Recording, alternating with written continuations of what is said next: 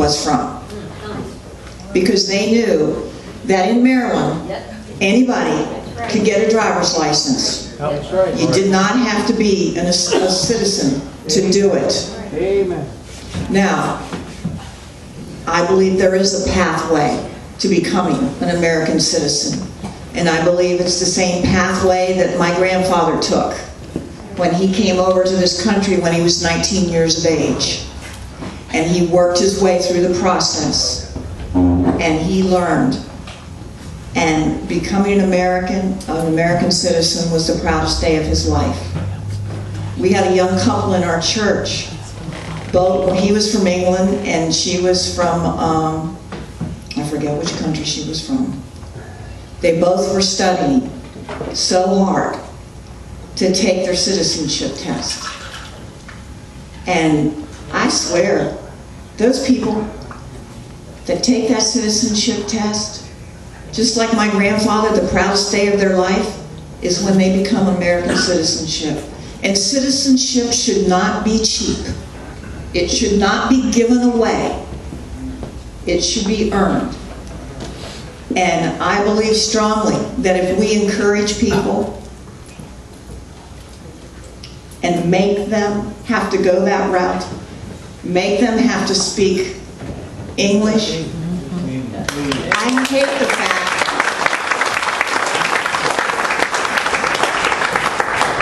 you remember Governor Schaefer a few years ago when we went into that McDonald's? I love that.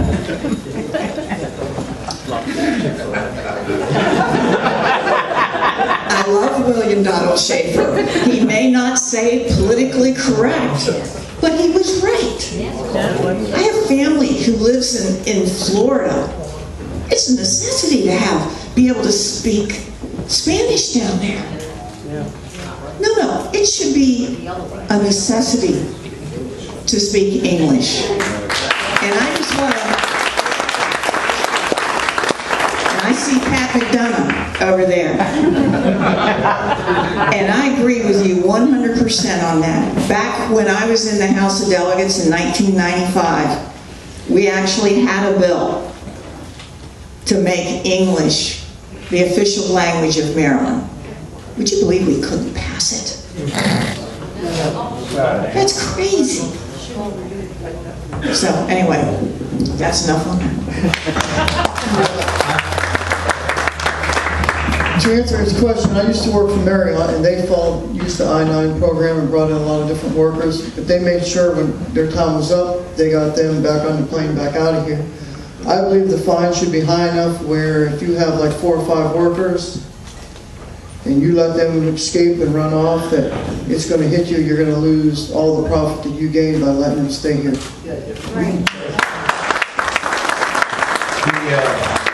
The disregard that we give to our own laws on this issue is probably the greatest black eye in America right now. If you go to my website, go to the immigration page, you'll see an 8-point plan for ending immigration. I believe I'm the only candidate with a total comprehensive solution to this. The first thing is to withhold federal transportation funding from sanctuary states. Oh, I guess that might hurt Maryland.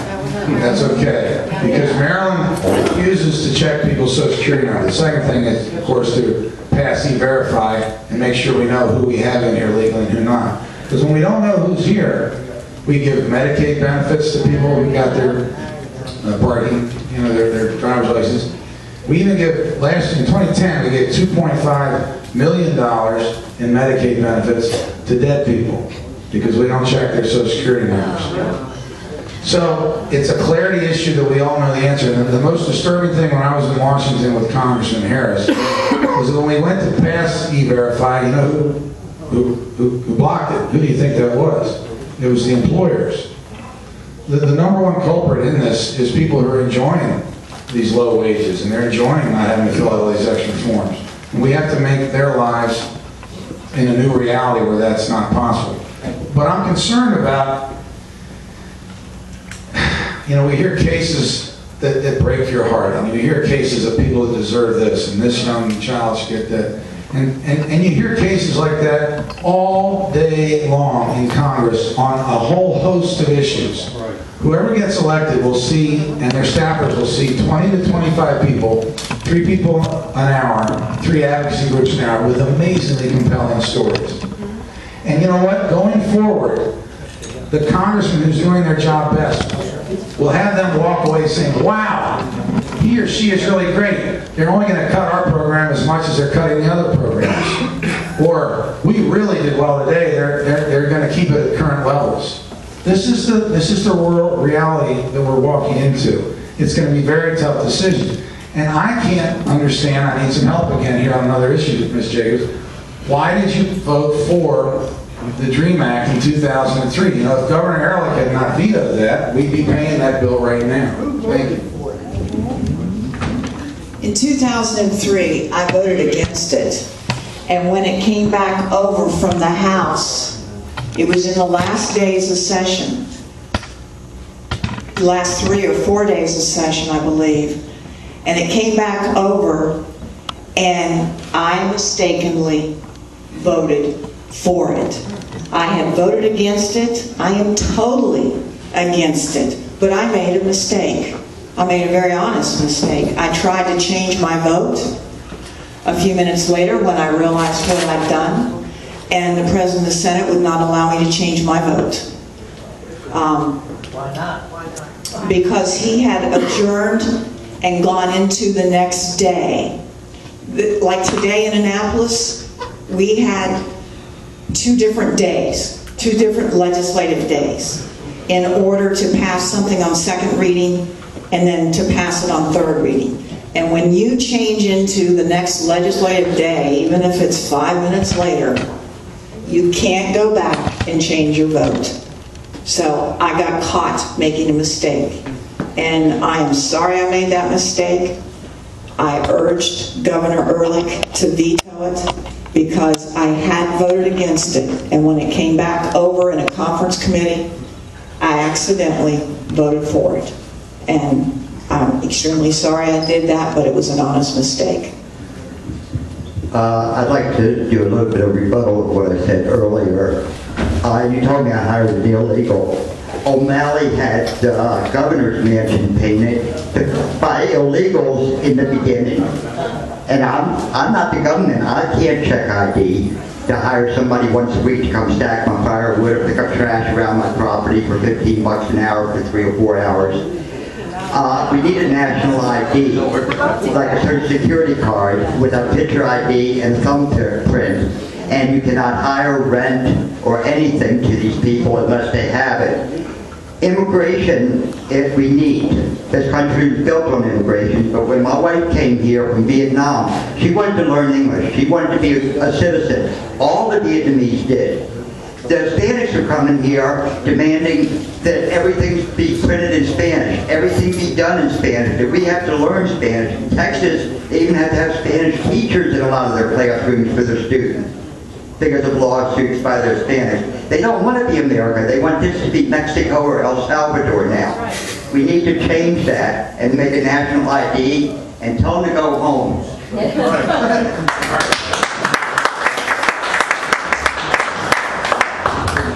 Senator Jacobs, in your remarks regarding immigration, I recall that you described the instance of encountering a busload of people that you described as, and I quote, obviously not born and raised in the United States.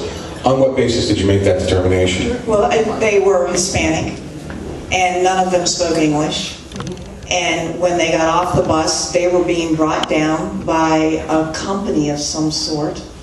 And that's what I was told. My former chief of staff now is the representative for Motor Vehicle Administration. And I went to him immediately and said, what in the world is going on? We saw this. And he said, Nancy, it's happening all over the state because of the laws that we have that allow them to do this. And we have immigrants coming from other states because we don't have E-Verify, because we will allow anybody to come in and have a license and get a driver's license. And he substantiated that for me. Okay, to follow that up, we're all aware of legislation that's been produced in Arizona and is being considered or promoted elsewhere regarding the use of local police authority, for instance, to engage in some degree of enforcement of immigration law. How do we deal with those who are already here illegally and who have become an integral part of the economy? And secondly, how do we enforce the existing laws in a way that ensures that legal residents and citizens who happen to be of Hispanic origin are treated fairly? In my plan, we use E-Verify to take this whole issue out of the shadows, understand who's here and who's not. If you're here and you don't have an employer sponsor, you're just here for no reason, and we'll deport you. And President Obama set the record on number of deportations, so that's not hard to do. But if you're here and you've been here and there's a company that would really like to use you for their, to hire you, they can sponsor you by paying out of their pocket $1,000 for your H-2B visa. And then you, the illegal immigrant, can begin paying down a $5,000 fine for having come here illegally, and a path to guest workership, all the while also getting taxed for your wages, and all the while contributing to the safety net that you're already drawing from. This plan answers the issue of seasonal workers and answers the issue of people, frankly, in the concrete business for some reason, that seem to use a lot of illegals. And I can't say to the guy who goes, don't take my workers away from me. So you know what? It's a real issue. For some reason, in some companies, they can't fill it here. And obviously, you're not going to be allowed to sponsor somebody until you've proven that you put out your job announcement to native-born Americans. All right? So you have a path to guest workership, and when the most logical thing would be for a staffing agency to pay $1,000 each for all those folks, let them pay off their fines. And again, there's nothing about citizenship. This just is, and then if you're here for a while and then you lose your job, you go home. But the point is, you get it out of the shadows and you start solving this thing. Because if we don't do something like that, where every side gets what they need, we're going to have the same conversation 10 years from now. Most people hear about Hispanics being illegal. You know, there's over 1 million plus Caucasians from Eastern Europe here illegally, a few million Africans here illegally, and a few million Asians here illegally. That's why I say we need a national ID. But the state of Maryland did stop Hispanics from playing any sports in county, state, and everything. Because a few years ago, when my wife went to renew her driver's license, you had to prove you were here legally to get an ID to play sports in any county, games, or anything else.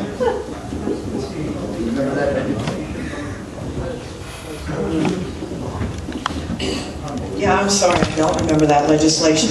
I do remember, though, that we did stop a few days before the terrible tragedy in New York with the airplanes going into the buildings in New York. We stopped one of those guys.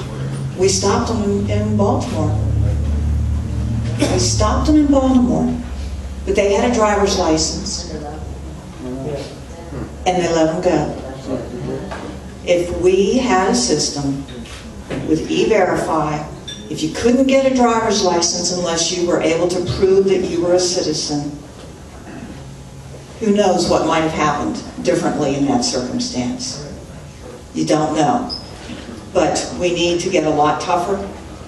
We need to do E-Verify, and for the life of me, I don't understand why my colleagues in Annapolis are so opposed to that. It's just unbelievable. We've had legislation like that for several years. Well, I know, but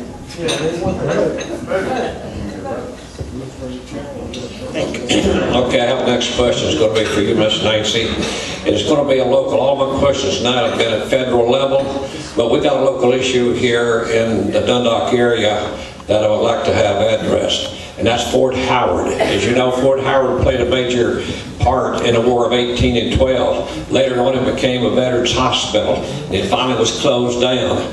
a developer was brought in to make some homes for the veterans, and several veterans, and some is maybe in this room tonight, I know of one is here, that had put up a deposit, a huge sum of money to get one of those rentals.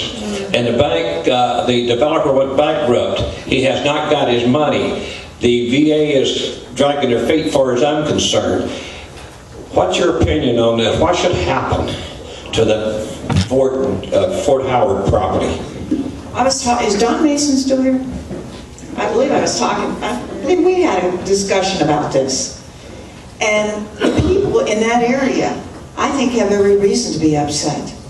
The road that's going in there cannot take major construction and major housing units or whatever they want to do down there. It's too small. I believe that a lot of what's going on down there, people are opposed to, and it shouldn't happen.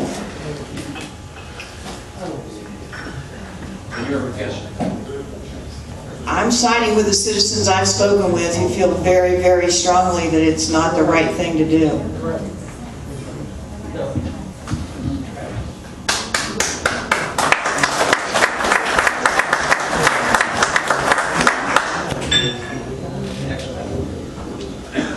Sorry, we're jumping around here. I'd like to try to address as many subjects as possible. We've talked a lot about the economy. The unemployment still hovers around 8.3%. What can be done from a federal level to stimulate job growth besides just throwing more money at the problem? I'll take that real quick. The number one thing that drives an economy is confidence and optimism for the next 3 to 5 years. There's $2.9 trillion of private cash sitting under corporate mattresses waiting for an opportunity to find the environment where it's worth investing again. We don't need to borrow $800 billion for a stimulus plan. We have $2.9 trillion waiting to jump in. And what's holding them back? There's two big things holding them back.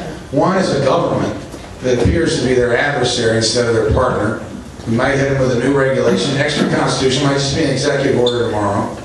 They might hit them with new taxes because they're not paying for the $4.1 billion they're borrowing every day. That's one thing that's holding them back. The second thing that's holding them back is an inadequate energy policy. I talked about that earlier. If gas goes up to $5.50 a gallon, there's not a single business plan out here that you all can come up with that's going to be profitable at that price. We have got to show the American businessman and entrepreneur that we are in this to win it.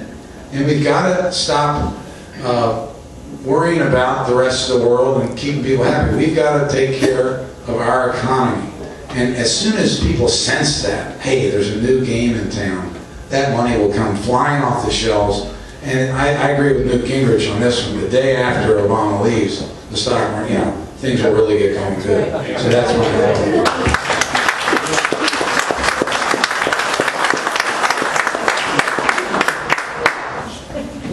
I believe cutting the corporate tax rate will also help stimulate the economy and in the end raise more taxes than what we're currently getting.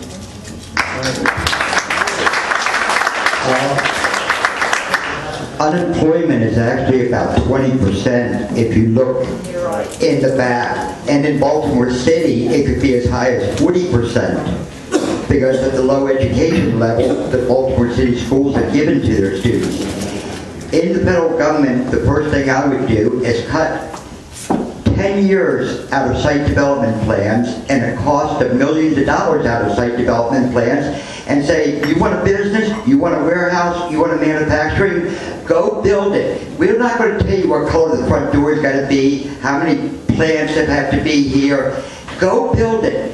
The American entrepreneurial will bring back this country and bring it back strong if we stop all these regulations and let them go do it.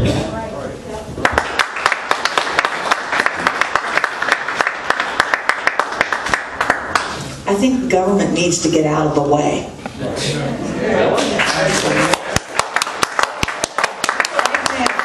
Right now, government impedes jobs. And how does it do it? It does it by the regulations. It does it by taxing them. We had this discussion all day long in Annapolis on the budget and talking about how we are going to take it down, you know, the millionaire's tax. Well, in Maryland, we're going to take it down to the $500,000 tax. And say, you know, they just want to go after businesses. They look at businesses as the cash cow. And you look at a small business, and the owners might make over, or they might have over $500,000. Where? And what do they do with it? They put it back into their business. They keep as much as possible. I mean, I know companies that are barely making ends meet, but are taking on jobs in order that they can't really make money on, in order to keep their people employed. They risk everything. You're right. They risk everything. Right now, the government prevents workers from getting jobs. They punish incentives for filling in job demands. And they get in the way of delivering results. If we continue to go after our small businesses in this country like they're the cash cow to solve all of our problems, we're going to mortgage our children's future. We're not going to have jobs. And part of the problem here in Maryland is the fact that, you know, we don't have the unemployment that some of the other states do. Do you know why? Because in D.C. we have a lot of federal jobs. And in Annapolis, they keep talking about how Maryland is so much better. And it's because we have these federal jobs. And I think we need to get government out of the way and let business do what business can do, and that is create jobs.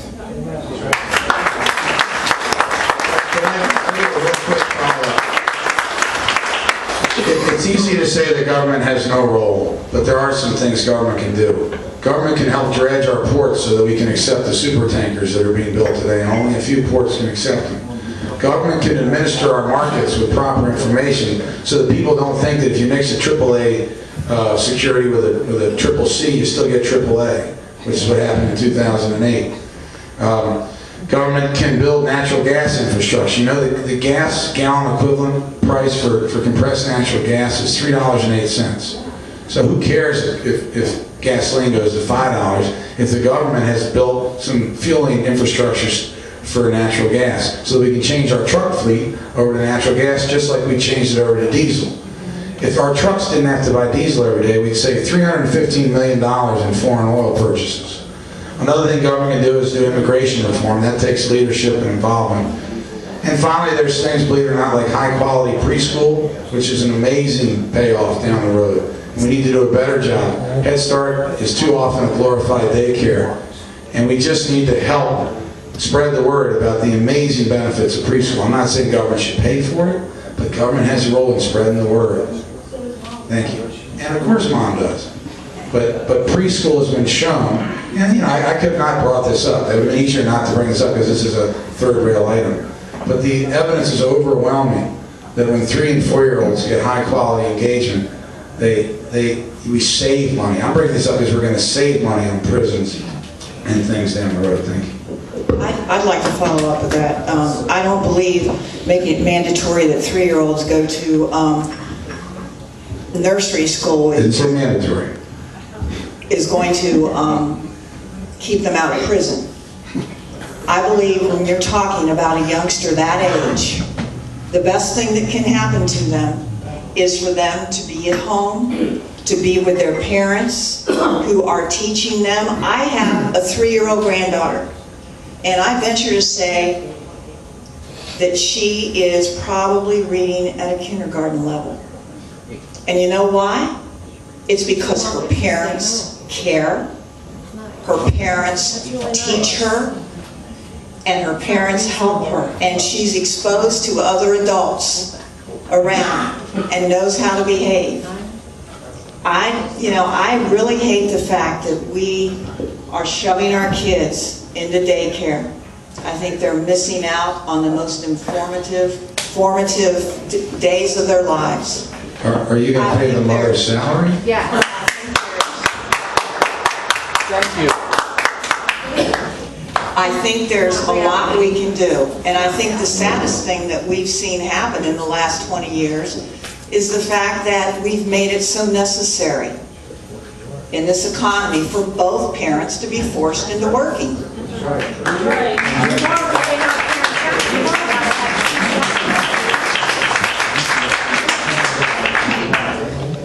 And I think if you give parents a choice, they would prefer to stay home. A mother would prefer to stay home if she could. But we have situations where that can't happen. And we have to do the best we can for those situations. And we have to provide the environment where our kids can learn. But optimally, I don't think the government should be getting into making children at that age have to leave their homes. I think parents are the best teachers when they're given the opportunity to do it. And I trust parents. I'm sorry, I trust parents a lot more than I trust Washington, D.C. to tell me what's right for my kids.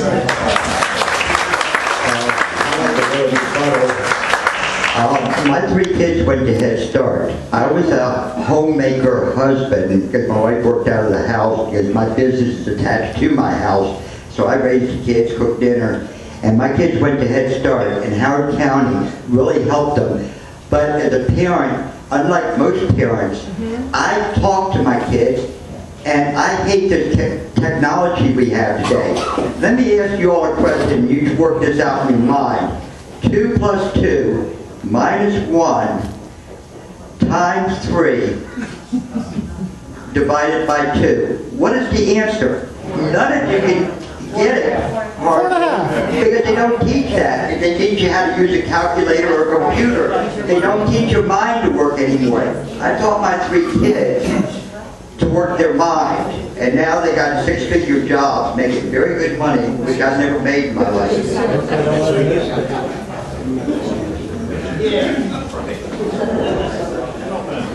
Boy, did that question go all around town.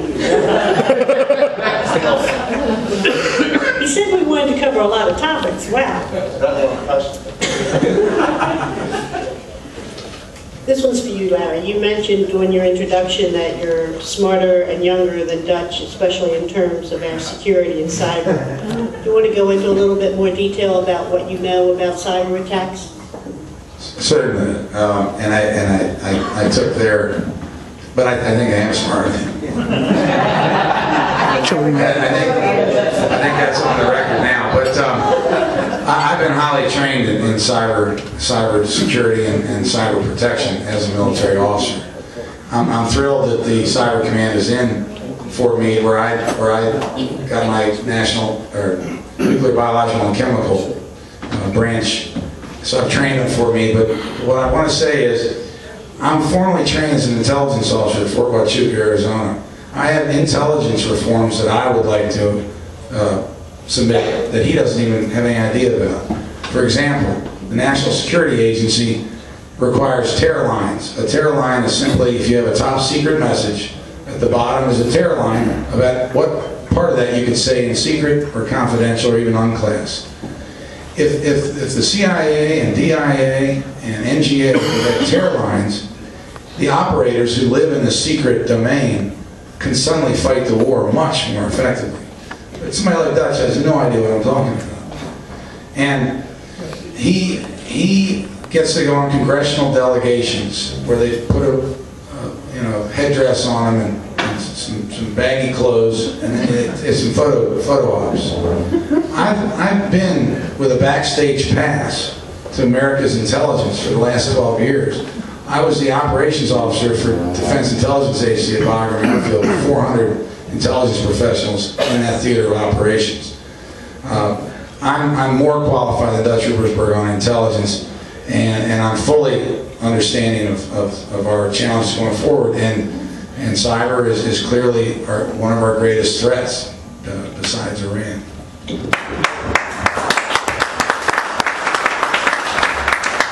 I'd like to follow up. The main reason I ask you that is because I think that's what helped him win his most recent re-election, was that people felt that he knew more about cyber attacks than anybody else, especially those who were running against him at that time. So, Colonel, are you going to tell us who put out Stuxnet? I actually do kind of know, but I can't.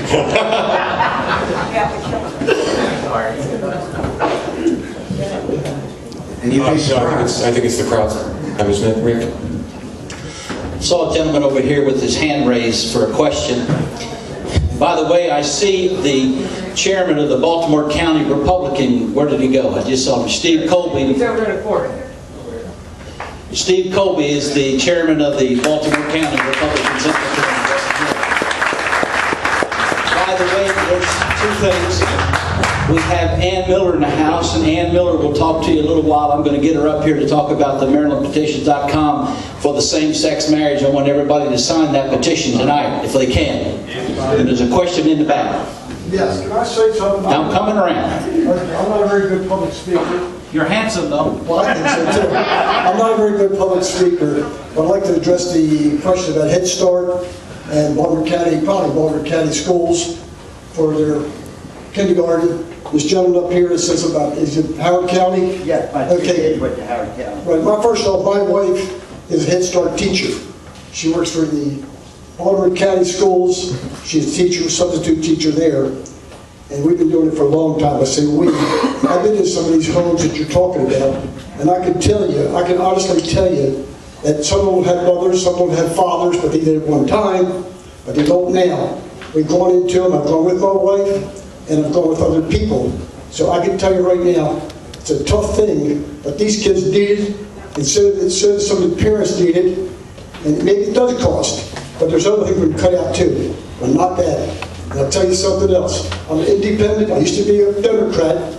I voted for Rick, and Rick's not here, but I'm trying to wait for him. I voted for him 6 years ago or something, down at the Commodore. And in fact, I'm a leasee with him for my little trailer I got there. I keep all my products in. I sell a lot in Baltimore County here. I work for Thompson Motors. If y'all want to buy a car, I sell cars too. I'm the car salesman. Don't talk. That's okay. I do bus trips too, so you guys want to go to Washington, I can take you all to Washington. You want to go to Washington? I have part two for you. Question over here. Well, let me just clarify since he asked that question. All right. I want to say that Head Start is in the right path, and I'm not talking about necessarily federal funding. Provide vouchers to high-quality private preschool, and let the kids have an opportunity to excel, because it's not really Head Start, it's Fair Start. 60% of the white kids go to some kind of preschool, 40% of the black kids, and only a fifth of the Latinos. I sent my son to Montessori. When he showed up at kindergarten, he was like this little droid who could do the alphabet up and down, do all his colors, knew the answer was 4.5. And a little Latino girl who comes in and doesn't even speak English at home is supposed to compete with him? That's ridiculous.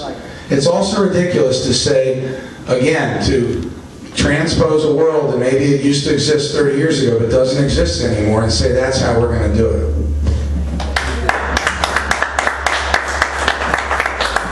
Can I ask the panel a question? I don't purport to be an expert on the Constitution. In fact, I'm going to class again tomorrow morning at CCBC because I'm going through the Articles of Confederation, etc. In there, I see, in the First Amendment, freedom of religion, not freedom from. But the question I want to ask is, freedom of privacy, which means that you're either pro-life, or as I like to say, pro-death, and I'd like to hear the panel comment on that. Right there. Rick Impalair is in the house.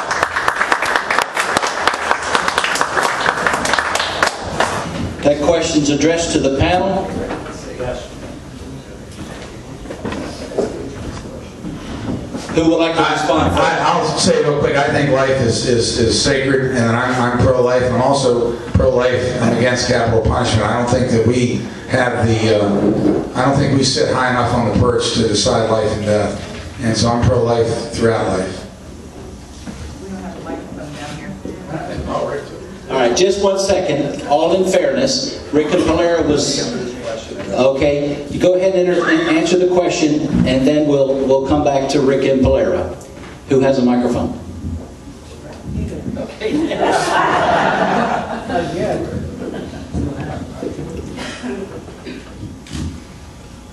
I believe very strongly that life begins at conception, and I have always voted that way.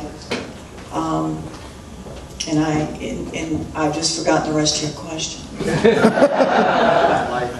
That was it. That was it? Okay. I said freedom of religion, not from, and then I don't see the freedom of privacy. Well, and also I believe when you have like Catholic hospitals, the government should not be forcing a religious institution or a Catholic hospital into doing something that is against their beliefs.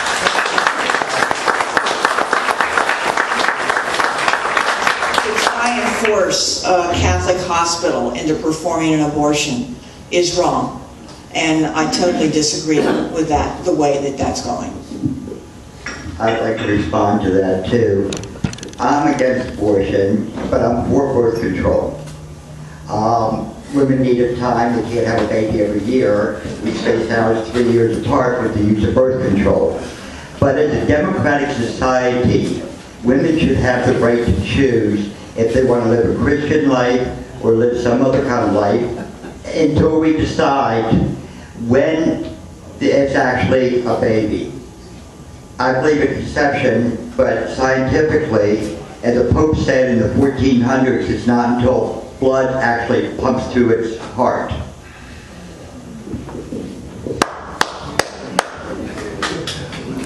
I'm Dead things pro-life don't also. grow. Sorry. Dead things don't grow.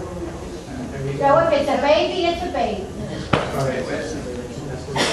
I'm for life also, not for abortion, because where would I be if my mother had an abortion for me?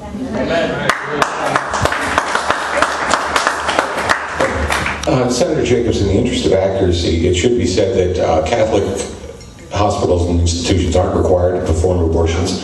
The recent controversy was over the question of whether or not Catholic Church and other religious organizations, non-religious employees engaged in non-religious activities, whether or not those employees could have contraception and other such services denied to them in the health care plans they get from those employers. The question I would ask to all of you then... Well, I'm sorry. You did say the Catholic hospital should not be forced to perform abortions. Those are the words you said. No one is forcing them to. There's been talk about it in the past. There's been talk about it in the past.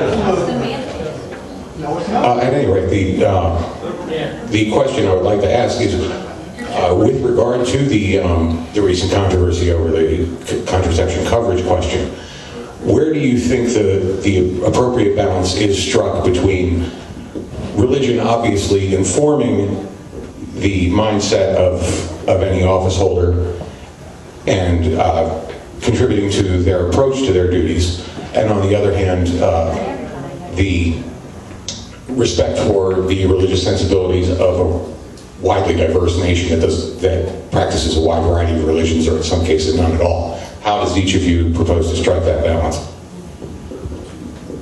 Well, as an elected official, I believe that every one of us who is an elected official comes to our beliefs, whether it's a moral belief, whether it's a religious belief, our opinions, through different circumstances, where the way we were raised. And I think we have that diversity right now in government, and I don't believe that anybody should be condemned for the way they believe. I think that's what's part of what is beautiful about this country, is that we do have a diversity of opinion, and that we all are free to express that opinion. We had talked earlier about appealing Obamacare and allowing different insurance purchases, different ways. I believe he had said on the internet, buy it like your car insurance. You want collision, you can buy collision. You want birth control, buy birth control. Each one gets your own part.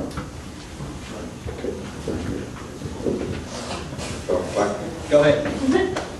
I am State Delegate in Tulare, and I'm happy to be here tonight. I just left a voting session. As you know, the most important thing that we do in Annapolis is vote. You cannot walk out on a voting session, and that's what I was sent to Annapolis to do, so that's why I'm late. I believe the question, and I walked in late, it was started, but I did hear Steve over here, I guess, following up on the question. Number one, I am pro-life, and I do believe life starts at conception. And I've always been pro-life my entire life. It isn't something I adopted as I grew older. I've always believed in it. As far as forcing churches or demanding that religious organizations, whether they be colleges or whether they be hospitals, to do something against their doctrines, it's wrong. It's just wrong. And, you know, people have the right to work in hospitals. And there's more than one hospital. It isn't like there's only a Catholic hospital or only a Presbyterian hospital.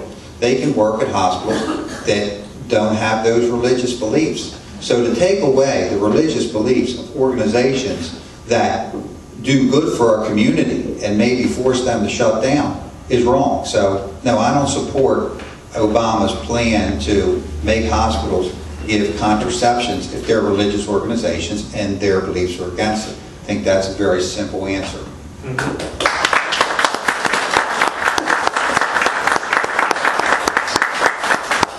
I am totally against us legislating, telling what Christians or Catholics or Jews or any other religion or all the Christian religions what they have to do and what they have to pay for.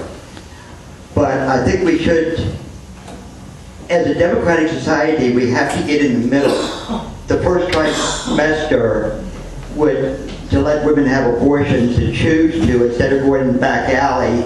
We have to, as a democratic society. They might not be Christians. God told us we're sinners to spread the word, not mandate the word.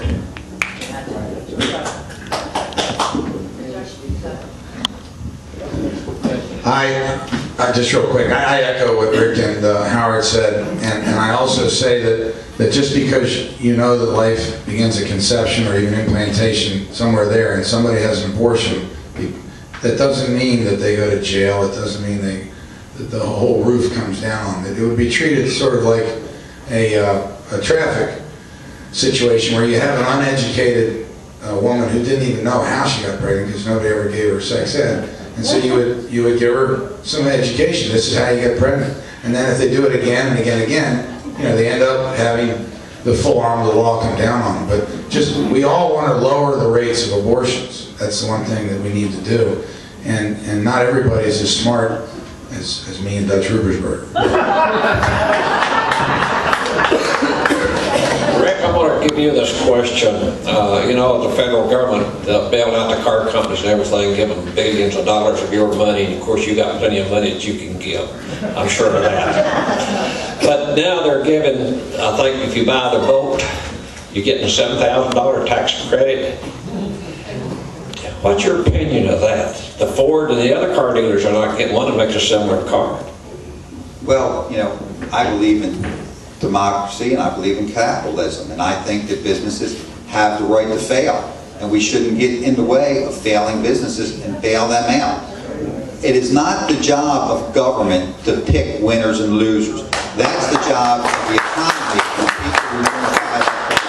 I would not vote for the bailouts. I would not support the current situation where they're trying to push a product that the American people don't want. That's right, a car that can go possibly 20 miles on its battery is totally undependable, totally unworkable, and it's time that we get smart and start doing what we need to do. That's drilling for oil, building nuclear power plants, fracking for our natural gas, getting us off the dependence from foreign oil the proper way. using our natural resources, and let's take Don Quixote and let him go chase those windmills. They are not going to get us out of this problem. And, when I go to Washington, I'm going to push for, number one, we move energy to the Department of Defense. Our young men and women wouldn't be over getting killed in foreign countries if we had oil over here. If we had to go over there, our enemies wouldn't be so well funded. They are well funded because you and I went to the gas pumps today and we gave a large chunk of money to fund our enemies, and that's wrong, and that's got to stop. And we should take, like I said, energy, move to the Department of Defense and form a Manhattan-style project. Remember the Manhattan-style project that built the nuclear bomb and made Japan one of the most friendliest nations on the face of the earth, and our ally. And let me tell you something, we need to build 50 new nuclear power plants in the next 10 years so we don't hit the nuclear cliff when it all falls off and the plants have all failed. And we need to drill for our oil, and we need to use our coal and stop shipping it over to China so they can build cheap products. We need to make America independent and put us back on the stage where we can actually compete with our enemies because we have affordable energy.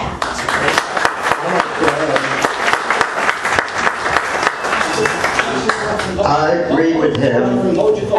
I totally agree with him, and that because Obama constantly, money for clunkers, tax credits for the vote, tax credits for solar, and he wants the price of gasoline at the pump to go skyrocket to force us to go into the stuff that we do not want. We need to get rid of Obama in November.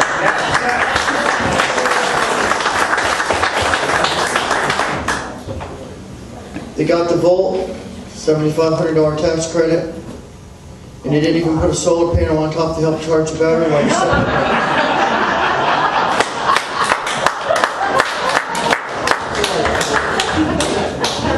Real quick, it's a $10,000 tax deduction now, and they have no idea what to do with that battery when they're done. It's the most toxic thing. It's a 700-pound toxic waste. There's been a lot of talk about trying to develop more nuclear energy and so forth. And in a society where we have the NIMBY mentality in my backyard, how would you propose doing that, moving forward with that? It sounds great in theory, but practically, how would you go about that? Well, I'll follow up real quick. That's why it's got to be moved to national defense. That's why it's got to be a Manhattan-style project. It's got to be done right away. You know, nuclear is unaffordable for one reason. It takes 30 to 40 years just to get a permit. It's not building the plant. Once you put the shovel in the ground, it's expensive. It's getting there. So we got to get it past that. We need to know that we're building this energy for the American people and to protect us from our enemies and stop sending our money to our enemies. So that's why you move to national defense. It takes a priority and it gets done. I forgot to bring the name of the company, but one of the Microsoft founders has developed a company that takes nuclear waste and uses that to produce electricity. Just real quick, on all these NIMBY issues, all these things, one of the problems we have is we have leaders that have been lying to us and then they're comfortable with it.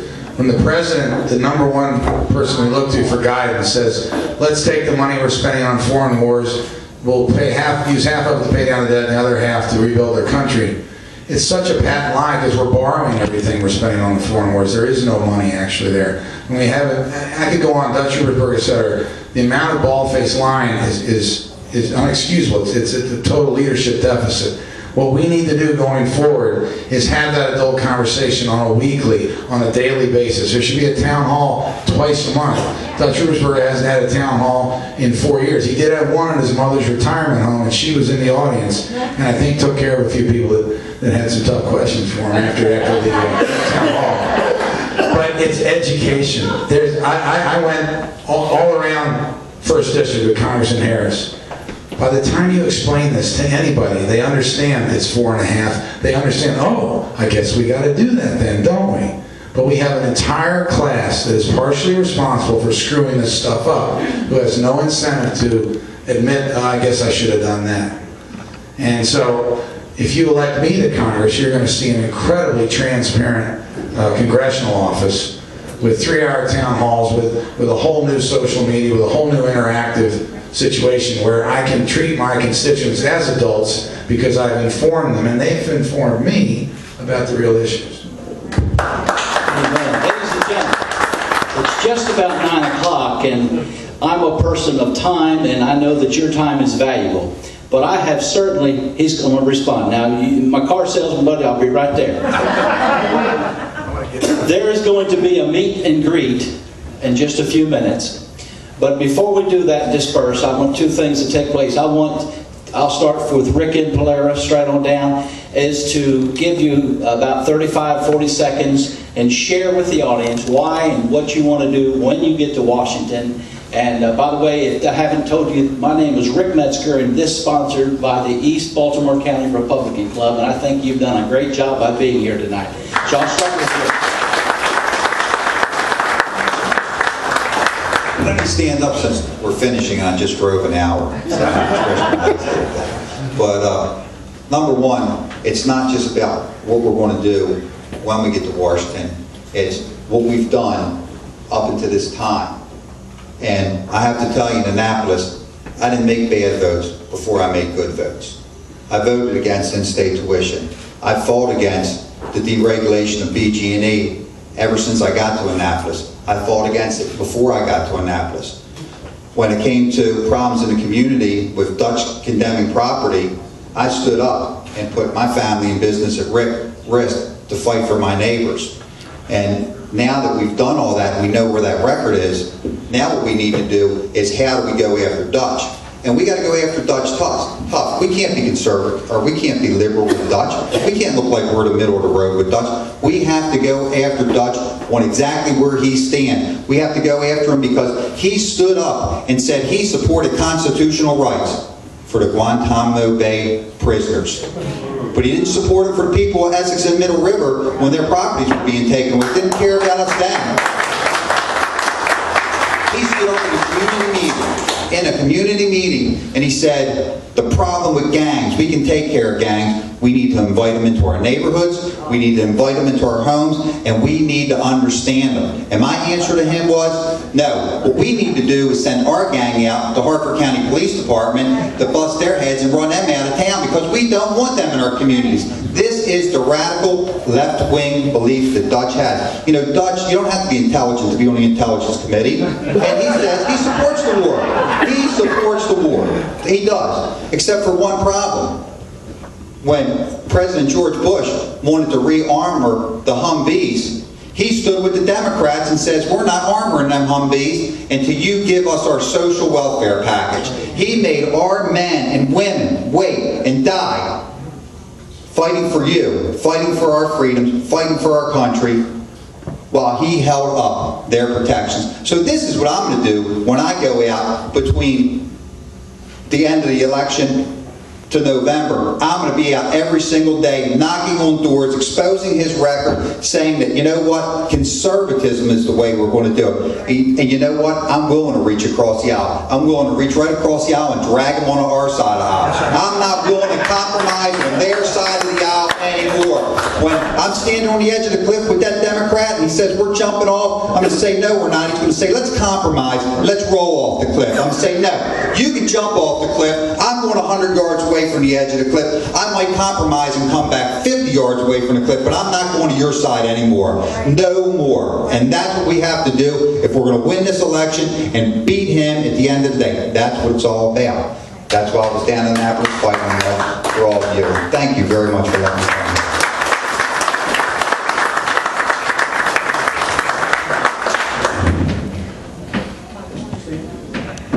I just want to distract.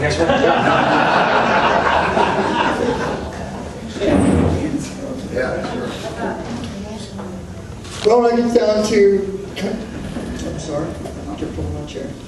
When I get down to D.C., I want to first repeal Obamacare and then work on getting our budget back under control, put some of the things that work in the private industry, such as Six Sigma, in place, look at all the different things that are getting duplicated and cut out the duplication, and bring back the trillions of dollars we're borrowing, quit borrowing them because we'll have a budget that we can take care of through our own people.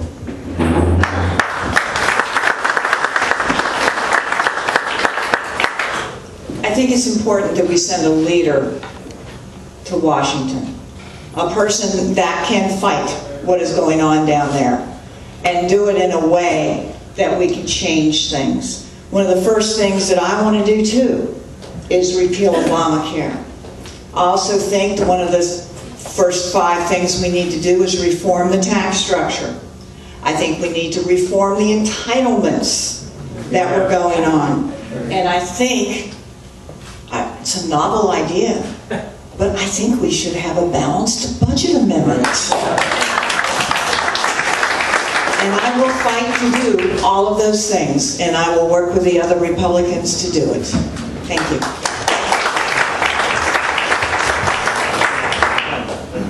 Feels good to stand up. You guys will feel it in a second. So I'm Larry Smith, and I'm exceptionally honored to be here. I want to thank Ed Landon from Del Capri for having this event. You know, I have an 8-year-old son, and right now his future is non-existent, because by the time he's 48, we're going to have to sell the Defense Department to pay for Medicare, Medicaid, and Social Security. There are more challenges than we know what to do with. Abe Lincoln once said that we have to finish the noble work that they have thus far so nobly advanced. And there were the great tasks remaining before us. There are an intense amount of great tasks. And so the question is, how are we going to do it? Because we absolutely have to do it. And we need to have leadership. And the way I'm going to communicate that leadership is by relating to the voters of the 2nd District as a veteran. You know, there's 255,000 Democrats and 96,000 Republicans in District 2. So if you come in banging on the door, I'm a good conservative, let me in, they're not going to let you in, Rick. You've got to say something that actually makes them want to listen to you. And I've been around this district pretty intensively, and these people have a lot of fear and anxiety about what's coming around the bend. They want somebody with a plan, they want somebody who understands the problems, and they want somebody who understands the nuances, because the easy solutions are long gone, except for all the energy ones. That's an easy one that we got to jump on.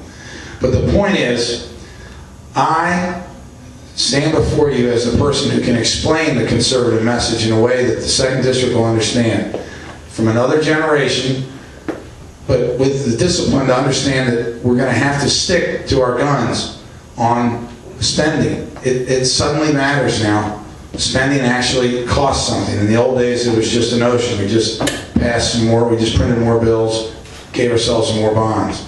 I will stand up for the larger issue, which is our future, and I'll be able to resist that temptation, and it's going to be strong, to pay for giraffe houses and the like, because we can't.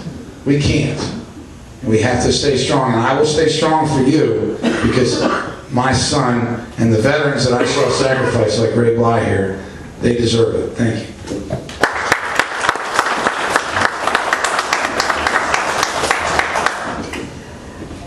I'm basically running as a very, very disabled veteran. I could never serve. But I'm voting my support. If you're going to vote for me, vote for Larry Smith, because he's a veteran and I like what he stands for. I ran the last few years because Howard County has constantly hit me with new zoning laws. They've outlawed my home. They've outlawed my business. If I close my business, it can never reopen. If I sell a property, everything has to be torn down and a 125-foot setback, which means I have no property to sell. I'm tired of this government coming in after 40 years of me owning something and telling me it's illegal. It all has to be torn down when I die or sold, which makes my property worth less than the $17,000 I paid for it 40 years ago. This is why I'm running. Read my website, raybly.com, and a letter to planning that I wrote the planning department of what they've done to me in 35 of the 40 years I've been on Route 1 in the revitalization area. And people in the government is supporting this most of the time with but they can't use eminent domain on me because the guy in 1932, when he stole 35-foot front yard, had the governor and the county administrator sign an addendum to my deed. No right-of-way, no setback, and no eminent domain can ever be used on my property again, so they can't touch it until I die, but then it has to be torn down, which makes it worthless.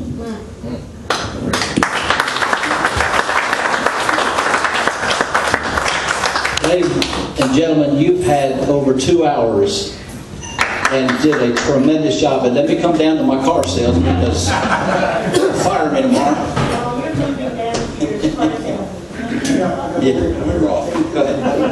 While you're talking to your car salesman there, I had 2 big issues that just think about, you don't have to respond. But one was election of judges. So long as they are not elected fairly, they're going to keep siding with the people that we don't want them siding with. And the other is what we can do about big business that keeps taking all the jobs out of the country, and how can we make it more expensive for them to bring those products back in.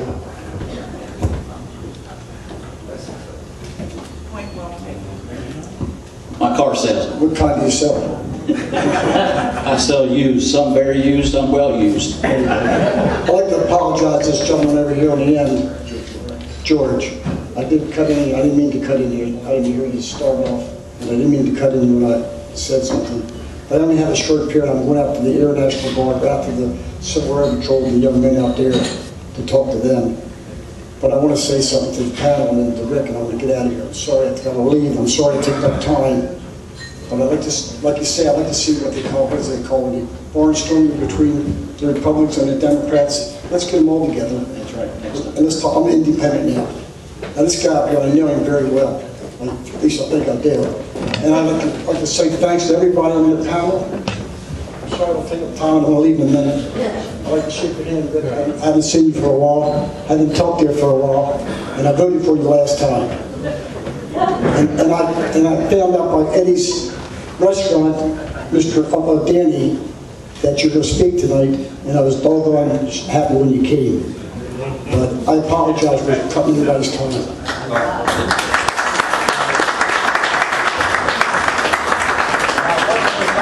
Somebody told me Bob was going to be here, so that's why I came. I want to thank the panel, from Steve to Anna to Ron to George. I think they did a phenomenal job.